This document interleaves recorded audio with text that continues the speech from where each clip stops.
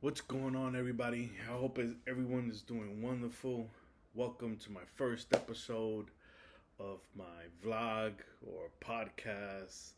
I'm not sure what it is yet, but I know that this is something that I've been wanting to do, and God has been placing things in my path to make this happen.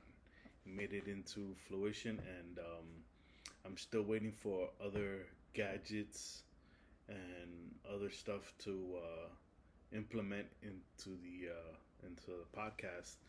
But God has been blessing me to put everything together, and I just felt it in my heart to just make this first episode real quick. And usually, when people they start a blog or a podcast or whatever, a vlog, they usually introduce themselves and they give their testimony, so for the viewers can know who they are. I'm gonna skip that. I am gonna make an introduction. Hi, my name is Gabriel. For those who don't know me, a lot of people know me by Gabriel. Some people know me by PG, Prophet Gabriel. But here I'm just Gabriel. And I want to share some stuff, man. Let's get down to it. So yes, it's true what you see on the topic line, and I want to address it. God bless you guys, man. I hope you guys will be blessed with this information. I will be telling stories of my encounter in Christ and my encounter with church folk. It's been a long journey, and I want to share it with you guys. And I want to share with people that some know me, some don't. Some know the people that I'll be speaking about, and just join me in this journey. All right. So to start it all off, I want to give you guys a warning. Sometimes I stutter. Sometimes I stumble with words. I also have a lisp. Every once in a while, you hear it, and I'm throwing it out there just in case somebody is intimidated by that and they going through the same thing. And just so you know that I do preach the word of God regardless.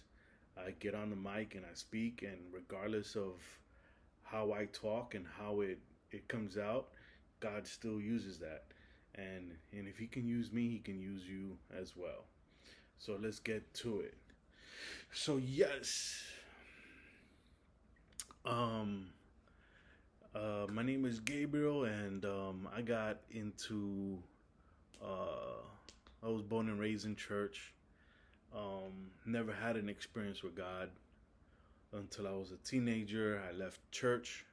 Didn't want to be in church. Didn't want anything to do with God because I never felt them. I saw people get delivered. I seen people be healed.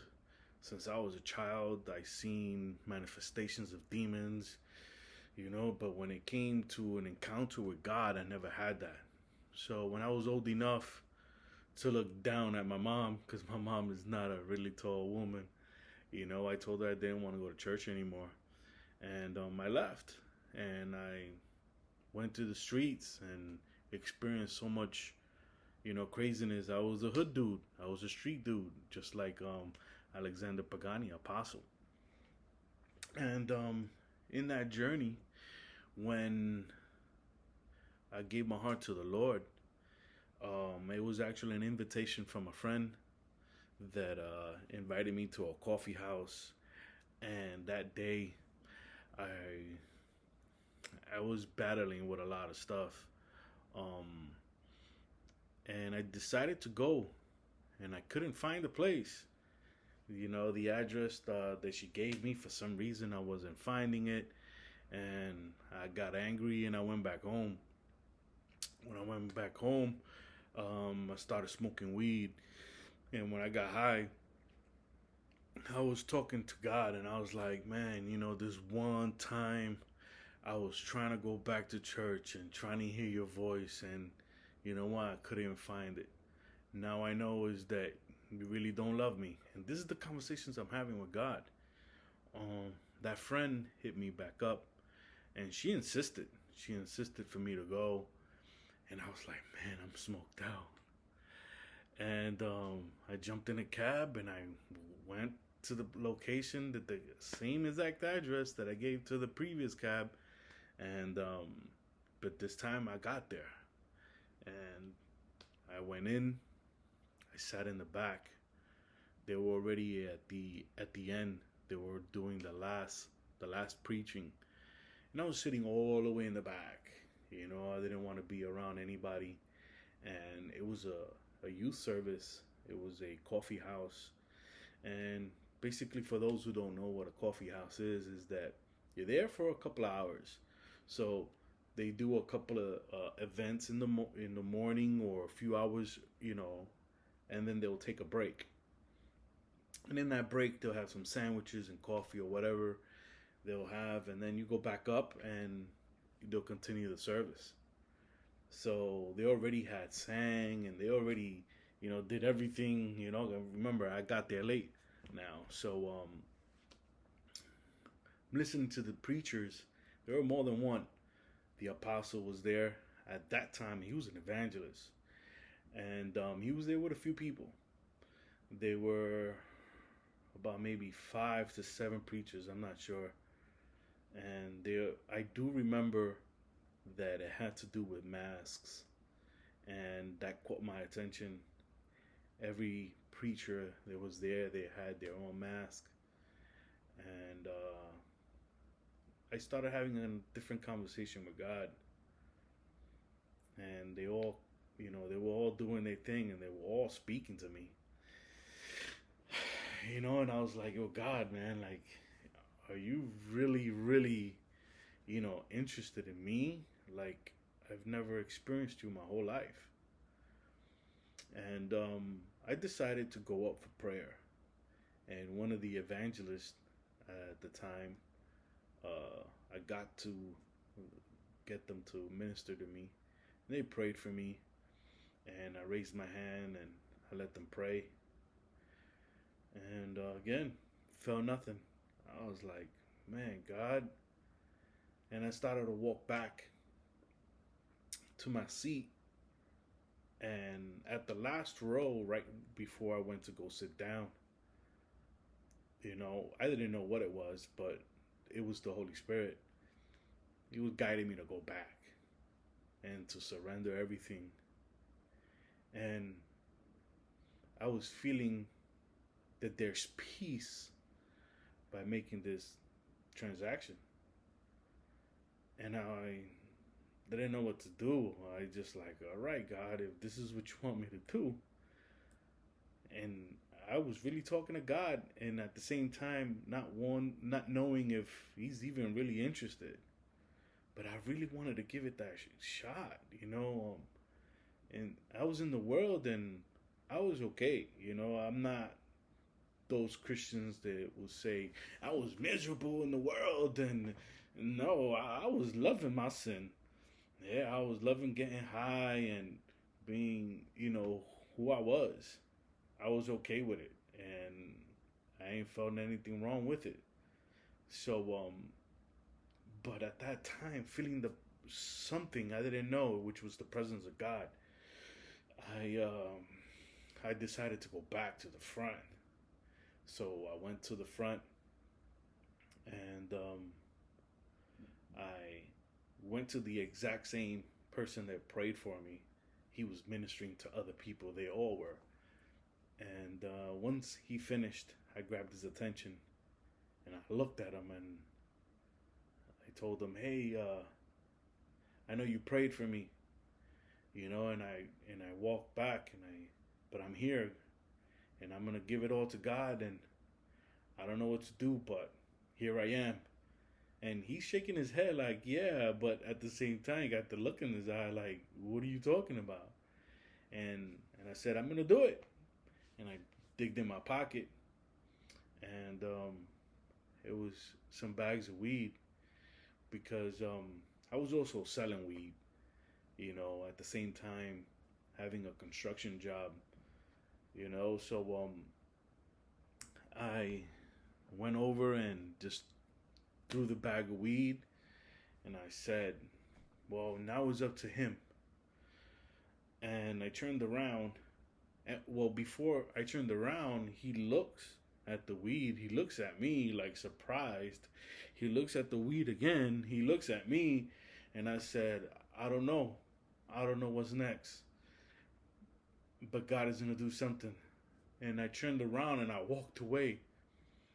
And as I'm walking, I can hear that preacher stomping on the pulpit, on the stage, screaming, this is what we want. We want the youth to surrender. And as I was walking, I see people praising God, and I'm like, whoa, I thought they were going to call the cops. Back then it wasn't legal. I didn't know what was the outcome of that. I didn't know what was the impression I was going to give to these people that were there. But they were worshiping and they were praising God. And I started walking and I was like, God, I know what you're going to do, but I just want to feel you. I want to know who you are. And mind you, I was still high. I was twisted. That's why I stood in the back, because I knew, I looked like a white boy. So I knew my face was bloodshot, red, so I was like, yo, let me just sit in the back. And I knew I smelled weed. I knew I smelled like weed because my pocket was full of weed, and I was just smoking. And right before I went to go sit down again, I didn't know what it was then, but it was the Holy Spirit that came upon me. And I dropped to my knees and I started crying and I started shaking. And I felt the presence of God at that moment. And I was like, wow, why, God? Why are you touching me now? I don't deserve this right now. I came with weed. I came high. I didn't even want to serve you.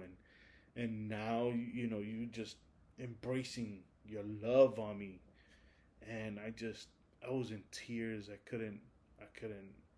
I had no words for that experience. After the service, Apostle, Alex Pagani, and all the other people. At that time, he was an evangelist, and so was everyone else. So, excuse if I say evangelist or apostle, but we're speaking about Apostle Alex Pagani. They all came to me and they introduced themselves, and they were like showing mad love, and I was like, yo, that's cool. And at the same time, I'm still embarrassed about the weed part. I'm like, man, what do they really think? Do they really know who I am and whatever? So, the following time I meet them, it was actually at a lock-in. It was like a vigilia, but it was a lock-in, and we were staying there overnight. Apostle didn't stay over because everyone that was there were pretty much single, and at that time he was married. Polito was a young kid. Xavier was a baby. He was in diapers and a stroller. Mad cute with those pork chop cheeks. And so he didn't stay overnight with us, but so did everyone else did. He did show up in the morning, and he did fast with us, and he was praying with us. He showed up real early. He went upstairs. I remember, we were just a bunch of young kids, at a church, and we slept over the church. And I was like, man, just the other day I was selling weed, and just 2-3 weeks later, here I am in a lock-in at a church, speaking to God, praying, and seeing God manifest himself. I'm like, yo, this is crazy. And there was this preacher, I don't know who his name was. The other guys do, or I don't know, but they invited him over. He was a prophet. I heard that some years later he passed away, but he was prophesying, and he was on point. And he called me out. He called me to go to the front, and he said, "Hey, there's a evangelistic ministry here. What is it?" And the president and the vice president, which was the president was Waldi Perez, and the vice president was Apostle Alex Pagani. They both stood up and they were like, "Yeah, we are an evangelistic ministry, and we out here, and we go in the streets, we go to youth services, and and as they started to explain the ministry, he goes, okay, well, God put this together because He is to be in your ministry, in this ministry, and by this summertime, He's going to be preaching in the streets, and He will be at radio stations." And I'm like, who, me? And when I gave my heart to the Lord, this was February. I could remember exactly. It was February 16th. It was 2 days after Valentine's Day. That's why I remember. And I was like, by this summertime. And they shook their head like, yeah, He's with us. He's down with us. He's ours. And they claimed me. So I started to hang out with them at that point almost every single day, every weekend, just hanging out with them, staying over Evangelist Waldi Perez's house, Minister Johnny Mendoza. We stood at his house, and I got stories for everyone, man. It's crazy, but they started mentoring me, and I started following them and going with them to different churches, and just experiencing, what they do. It was amazing. And they even taught me how to preach. They all did. And I followed them, and I did whatever they asked me to do. I was with it. Sometimes they wanted me to put on a suit, and I was like, man, I ain't the suit type, whatever. And I was rough on the edges, man, and I was tough, man, to handle. And they knew how to handle me. Apostle knew how to handle me. Evangelist Waldi knew what to do with me. They knew how to just show me love, and they knew that I was a wild pit bull, and they were the only one holding the leash. Because I would go after, certain individuals, and I was quick to be gun ho for Christ, man. I was like, yo, I just give my heart to the Lord, man. We gotta live clean. We gotta live right. And there were certain things that I would catch from other people. And one story before I go in further with Apostle Pagani is that there was this one guy that was with us, and I saw him buy dope. I saw him buy heroin from a drug dealer. The drug dealer was standing next to me, and the guy that bought the drugs, he was wanting to be part of this evangelistic ministry. He was an evangelist. He was a preacher going around, and he didn't recognize me, but I recognized him. I was like, yo, what do you do? And he bought dope from one of my boys, because I was just in the neighborhood. Like I said, I was still rough in the edges, but I wasn't doing anything wrong, and when he bought the drugs, I was like, yo, and then the following time I saw him, around us, I was just like, yo, man, this dude is fake. This dude, and I told Evangelist Waldi what happened. He's like, yo, but chill. All right, we gonna address this, and I was like, all right. So it was quite an experience, and throughout the time when I was with the ministry, I did get to fulfill the prophetic word that was given to me.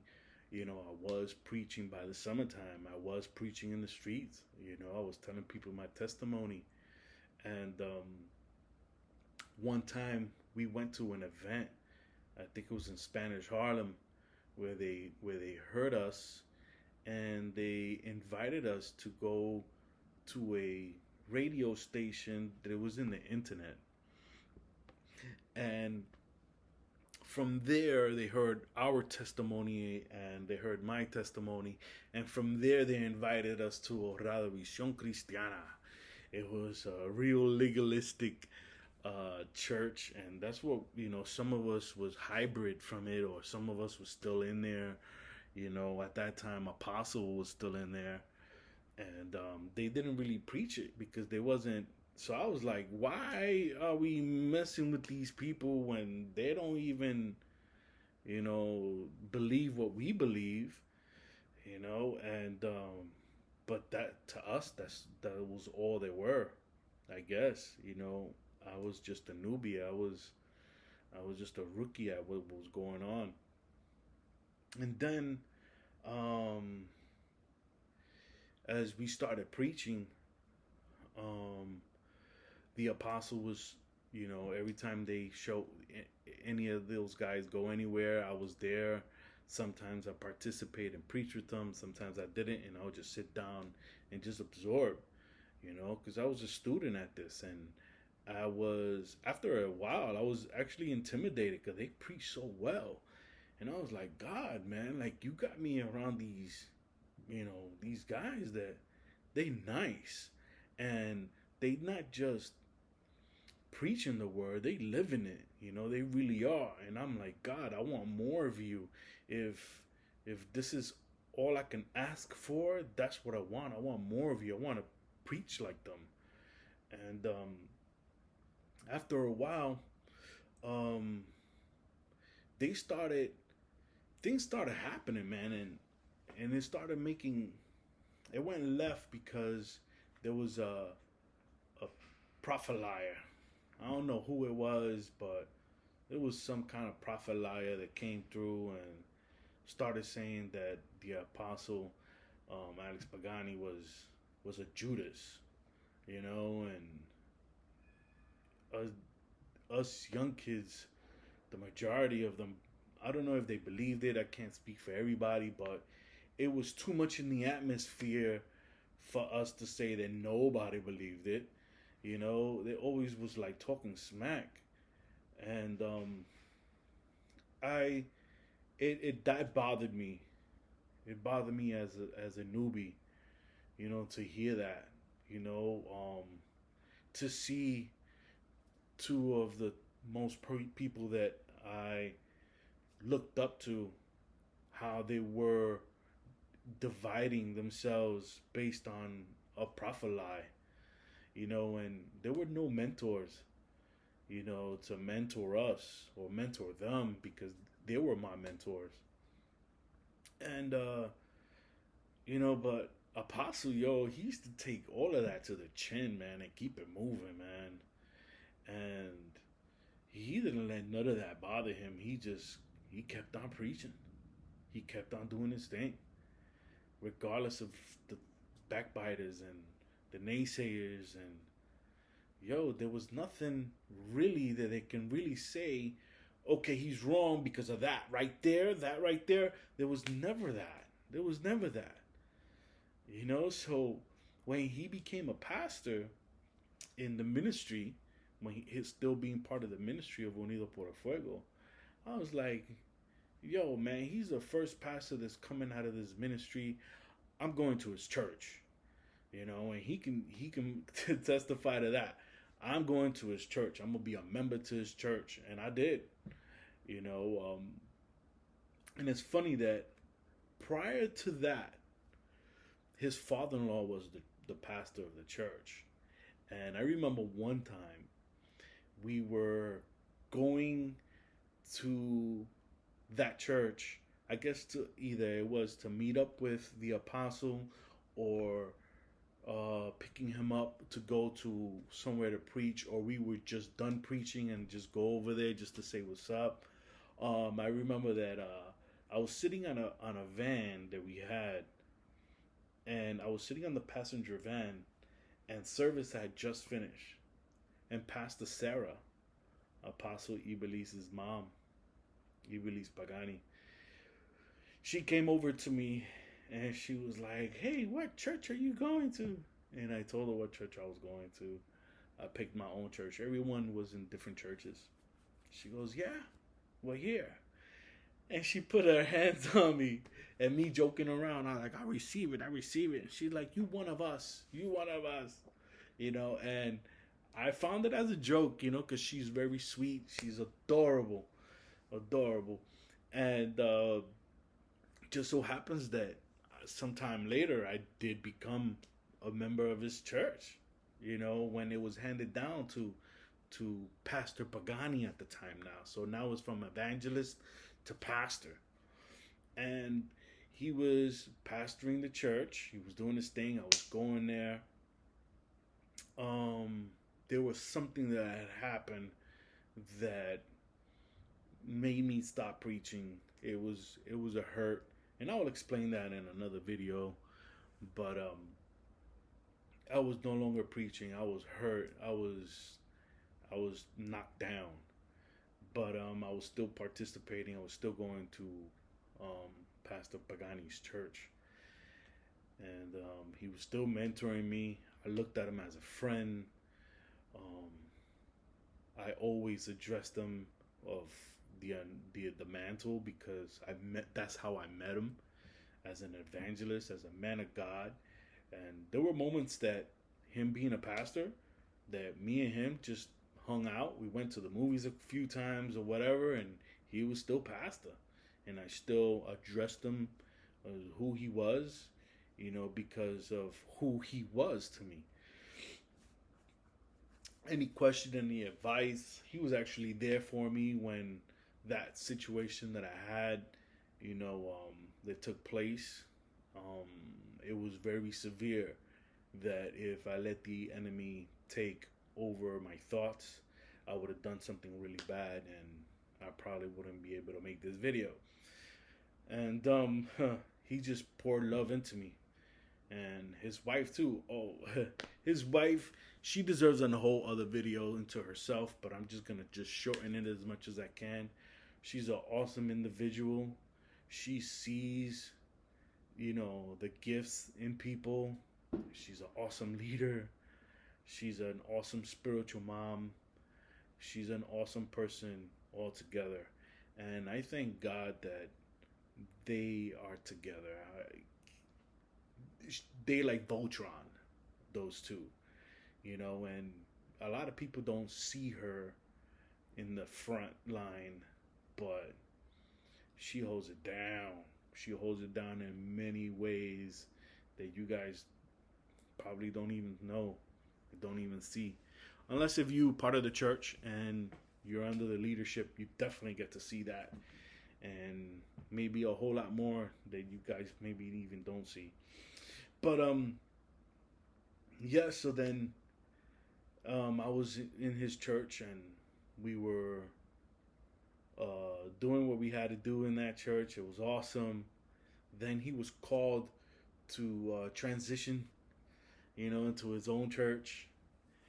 And I remember one time I don't remember where we were. I think it was City Island or something that we all went to hang out after church, or I don't remember what it was, but we hanging out, and he calls me to his car. It's like, "Yo, come over here." And he told me that he's going to open up a church, his own church. And I was like, "I'm with you. I'm with it." And he was just like telling me everything. I'm like, "I'm with it. I'm with it. I'm with it. I'm with it."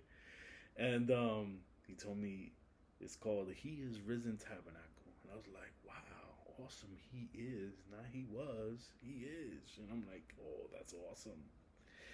And I was like, "Yo, consider me as your first member. I'm with it."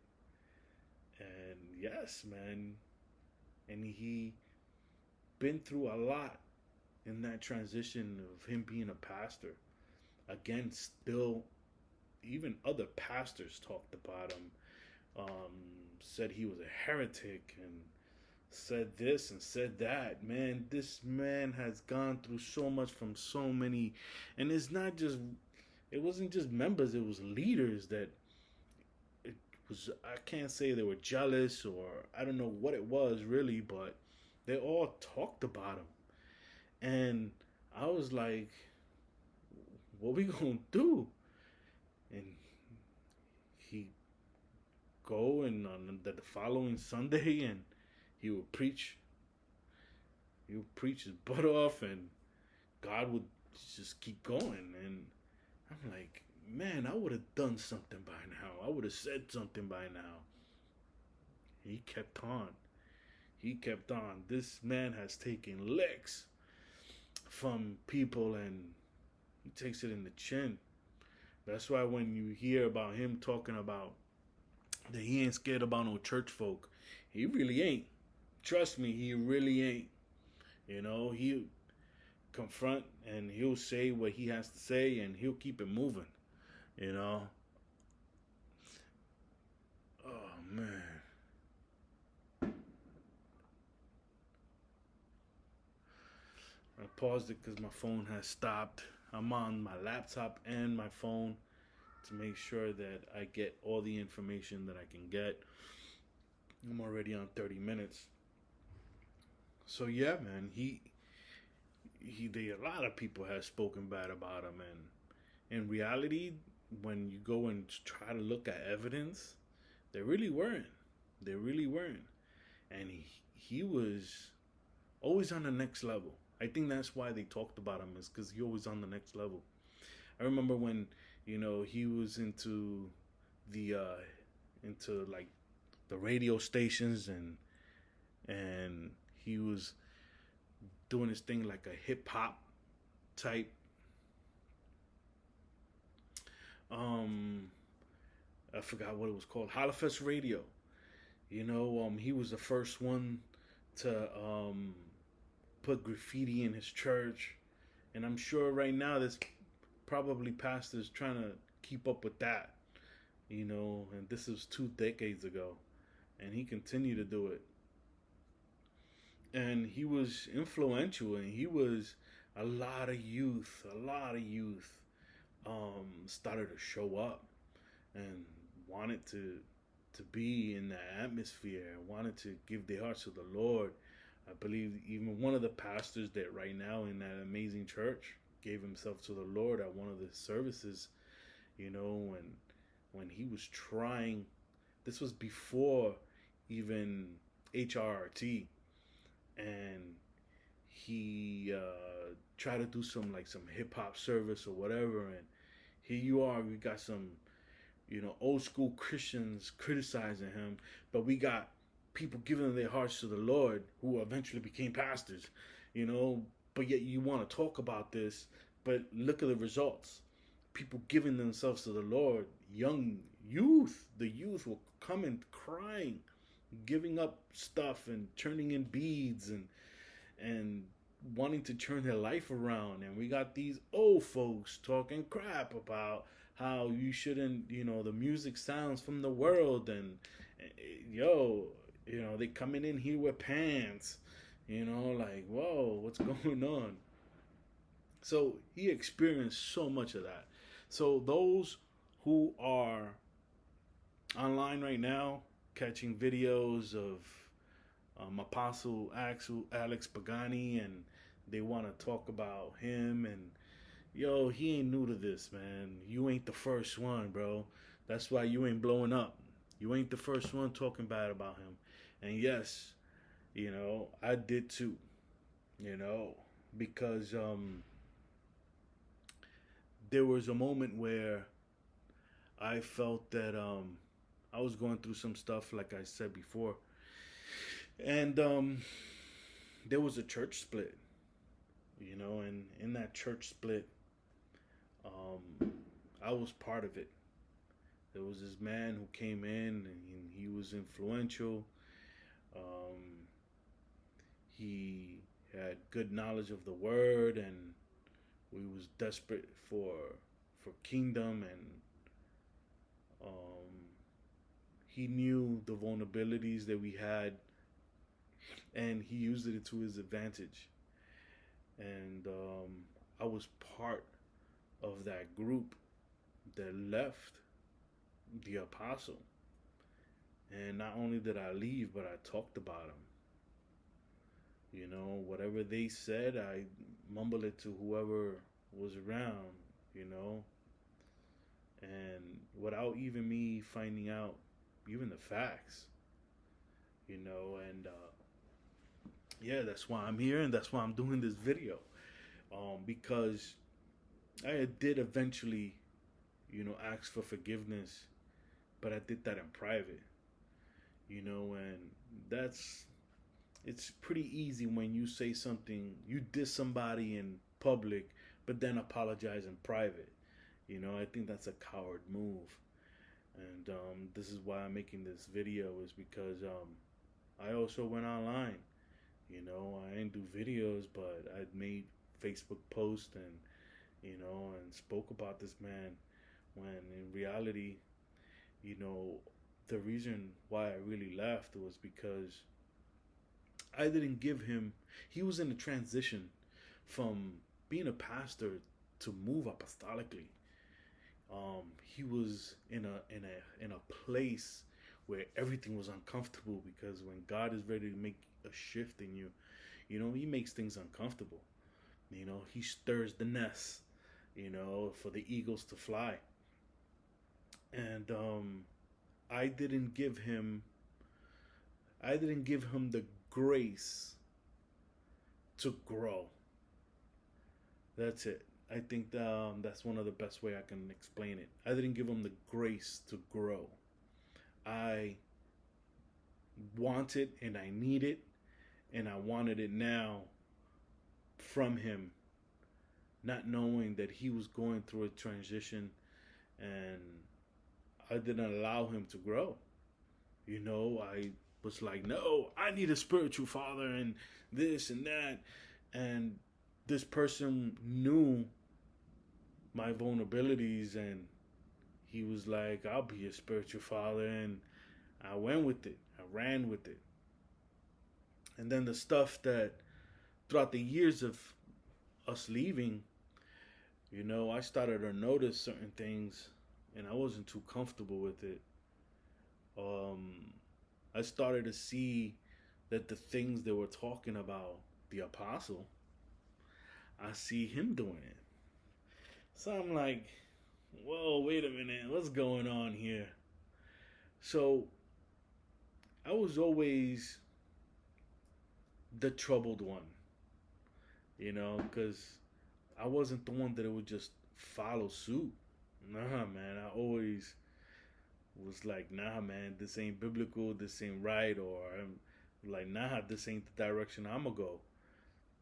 And what broke the camel's back with the other church was that, which I'll explain in another video, that they wanted us to teach other people that the double tithing. You know, that the apostle of the house wanted 10%, and the church needed their 10%, and the first fruits, and you know they were draining, you know, everybody's pockets. And I was like, nah, I'm not doing that.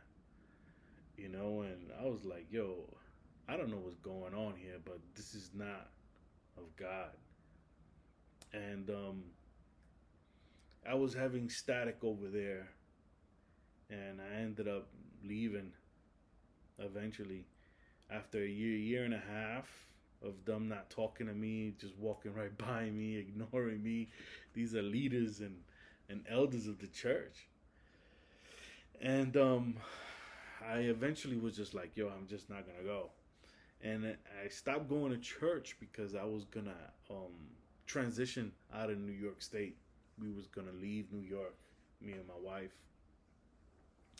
And there was an apostle from Florida that came through, and he's a real close friend of mine. And usually when he comes to New York, I pretty much like I'm a armor bearer for him. And but I couldn't because I was working nights, so I lent him the keys to my car. He was gonna go preach. At the same time, there was another friend of mine that was going to the same church I was going to, and he stopped going before me, and he was struggling. And I told him, hey, Apostle so and so is gonna be there. Why don't you show up? And get fed. Let him minister to you. And he did. And while he's in the service, after the service or while they finish ministering, he goes, he texts me. He goes, "Hey, who's Pagani?"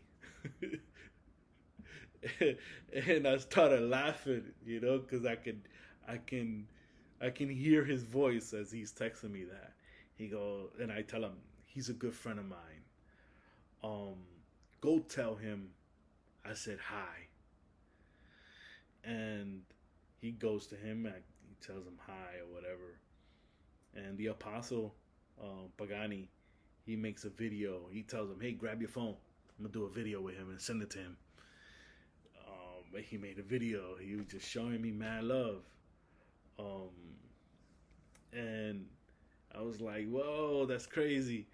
So from that point on, I was talking to him. Oh, I skipped something.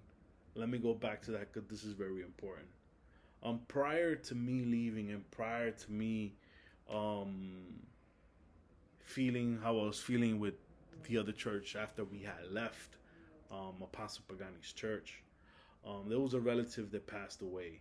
One of his relative, Apostle Pagani's relative, and we went to genuinely go over there and show love. Everybody was genuinely going over there to show love, and I went. And my intentions was is to go to him and apologize, and I did. I hugged him and I apologized, and I was like, "Yo, man, I'm sorry. I'm sorry what the things I've said and how I acted." And man, he looked at me. He was like, "Yo, it's all good," And I was like, "Okay." But to him, it was like, "Yo, it's all good." And I was like, "All right." So then now, and this probably happened about 2 years later, that my friend meets up with him and tells him, "Hey, do you know Gabriel?" And they do the video and they send it to me, and we start chatting. I'm like, "Yo, tell him to take my number down and to hit me up." And he started chatting, and a few moments later of us chatting and just catching up, I get another text, and it was Apostle Ibelis Pagani, and I started talking to her, and yo, man, the love they demonstrated, man, it was incredible, man. I'm almost into tears right now, talking about how they were with me, man. Like they really showed genuinely love, and I was like, all right, I did wrong, and the Christian thing to do is to forgive. And in some ways, yeah, me asking for forgiveness, he had to forgive me. But to show the demonstration of love that he's been showing me since that moment on, even till today, it's been amazing. His wife, his wife shows my wife love and shows me love that I can't even measure it. Um, she, like I said, she deserves a home video. Um, and we started chatting, and she was like, "Hey, I wanna introduce me to your wife. Come to the church and introduce me to your wife." And I was like, "My wife's been following you guys for a really long time. I say about 6 years now, which is was we've been together for almost 7. So almost the whole time, me and her were courting and dating and got married and all that stuff. She was already listening to him, and she knew his teaching and she loved the vibe.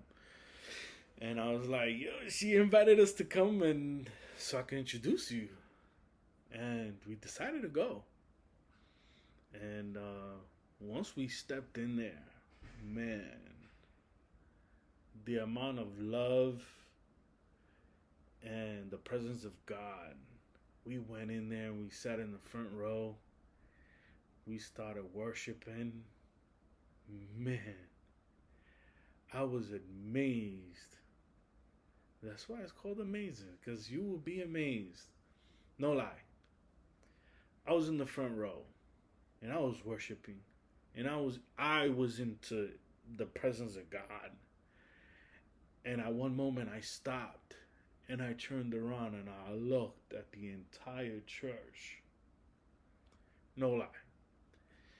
I say it was about 98% of the church worshiping, like real worship. Some people on the floor, some people jumping, other people crying, worshiping, raising their hands all over the place.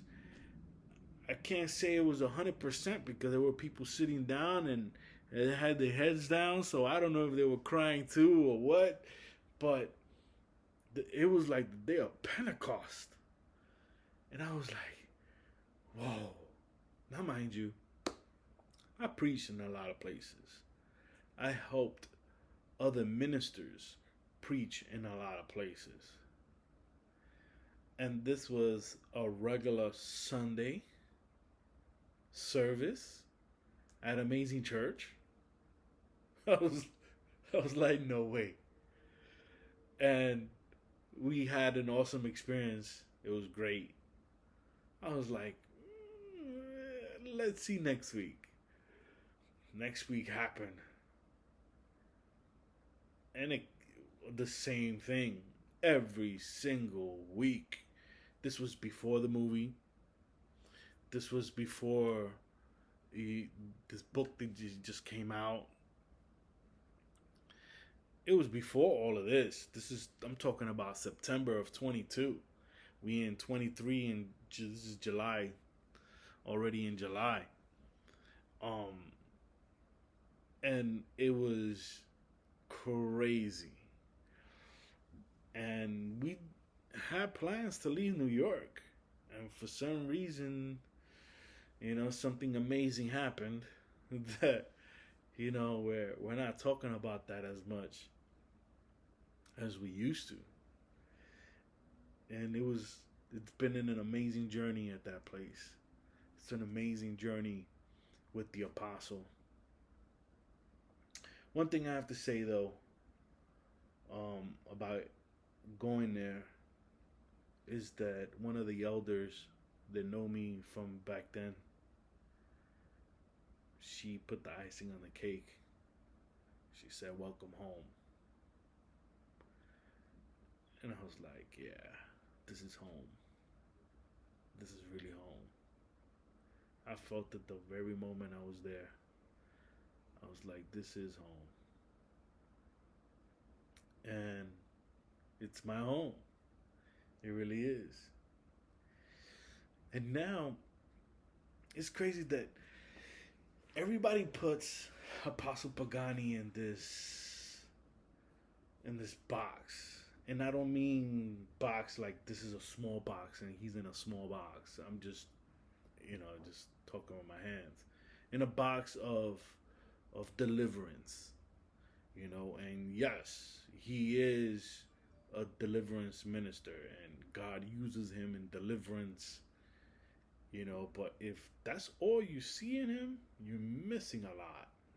You are missing so much. And it is great to be in that where he's at because people are knowing him for it.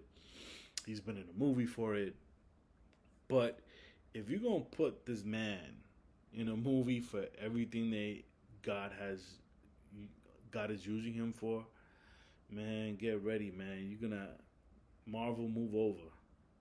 Because he's got so many gifts that God has placed over him. The teachings. He's an awesome teacher. He's very apostolic, man. He knows what he's doing, man. God has got him in such a place that it's amazing. And sorry I keep saying amazing because the church, but It is, man. His teaching level is phenomenal. Like, you can listen to this man, and he can write books on stuff on the kingdom, uh, stuff with when it comes to the Book of Enoch or the Nephilims. He goes in on that. He could write books on every stuff that he teaches and God uses him with. It's stuff that is amazing. So yeah, kingdom. The When it comes to aliens and the Nephilim giants and the Book of Enoch and you know all so much other teachings, man. When it comes to youth, man, the youth in that church is they're crazy for God, man. I haven't seen youth like that, crazy and hungry for God, since me and him were young, preaching to youth back then, over 20 years ago. The leadership, the amount of love that people have, the leadership have, it's amazing.